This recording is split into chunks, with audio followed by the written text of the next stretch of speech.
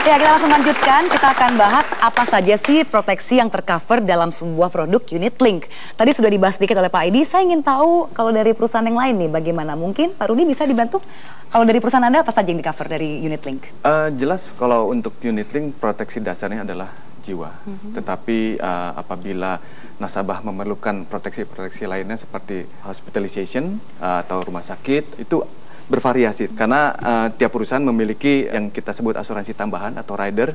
Pilihannya adalah tergantung apa yang ditawarkan oleh perusahaan. Oke, berarti istilahnya rider ya kalau saya mau menambah, dan nanti disesuaikan dengan kebutuhan, tinggal menanyakan pada agennya. Betul. Oke, mungkin dari from Prudential, you have anything to add? I think in addition to Pak Rudi's comment, the core unit link product covers usually for death and for some companies TPD, which stands for Total Permanent Disability.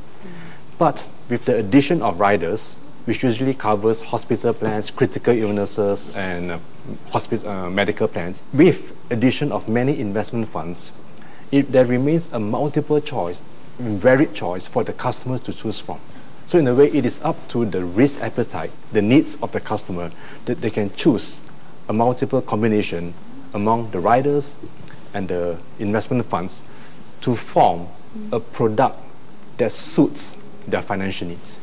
Artinya produk ini betul-betul transparan sebetulnya ya. Cuma kok kelihatannya masyarakat awam itu kurang mengetahui seperti itu produknya, setransparan itu. Mungkin ada pandangan barangkali sebenarnya, Pak Heri? Ya karena mungkin kita ngelihatnya sebagai kompleks. Pak William bicara tentang kebutuhan kita seperti apa. Ini kita kembali ke zaman kita kecil lagi ya. Kita main Lego. Rider itu nggak lebih dan nggak sebagai kayak Lego kita bangun, kita bentuk sesuai dengan kebutuhan kita. Kita bicara lihat tadi dengan life cycle. Kita bicara lihat usia kita, kemampuan membayar, dan tujuan kita. Dari situ kita akan bentuk planning kita, rider kita akan seperti apa. Jadi itu yang paling pas bagi kita tuh seperti apa. Jadi biasanya kan juga customer tidak tahu ya apa saja kebutuhannya. Nah, ini bisa konsultasi dengan agennya, bisa dipilihkan. Iya. I think for every policyholder or customers, importantly, they must always refer back to their licensed insurance specialist, whether it's an agent or a specialist in the bank, to establish their needs.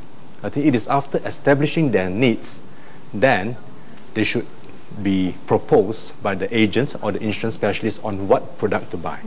And knowing the product, then they have to be very clear and they have to ask questions on what actually they're buying.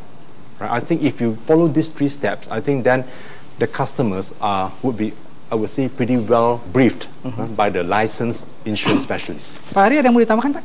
Kalau untuk produk generik asuransi itu biasa. Jelas. Ini ada investasinya yang kadang-kadang persepsinya adalah satu adalah garansi, padahal unit link tidak digaransi. Yang kedua yang paling penting juga adalah ini adalah produk jangka panjang.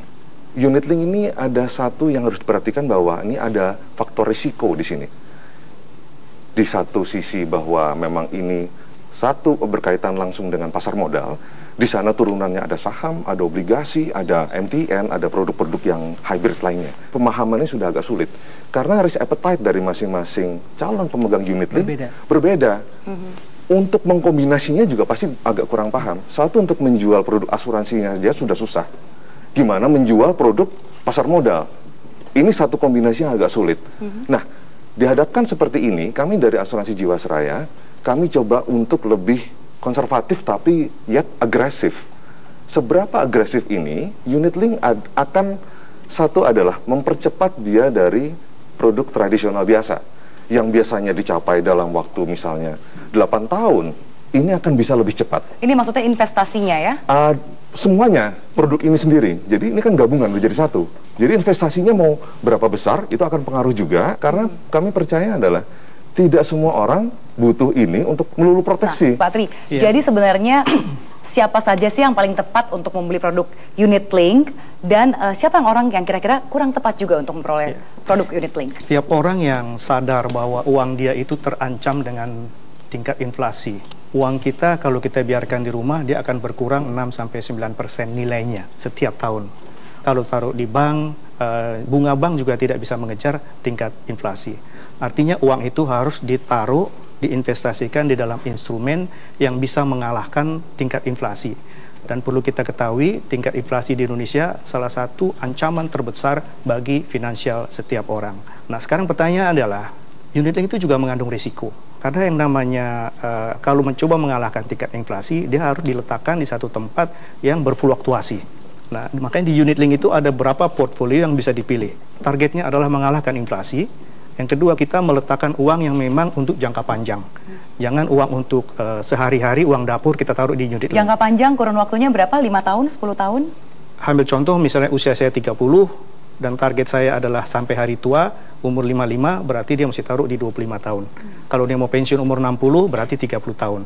Kita lihat tadi Pak Pras bicara tentang investasi ada risiko. Pak Trijoko juga ngomong investasi itu ada risiko. Memang kita melihat yang sama. Kita lihat fluktuasi itu benar-benar dari pasar saham gitu naiknya turunnya nggak keruan Pak ya. Benar Pak Pras? Oh, betul apa kita tahu kira-kira besok NAV akan jadi berapa? Oke, dijawab usai jeda ini. Saya harus jeda dulu, nanti Pak Edi bisa menyambung lagi. Kita akan segera kembali usai jeda yang satu ini.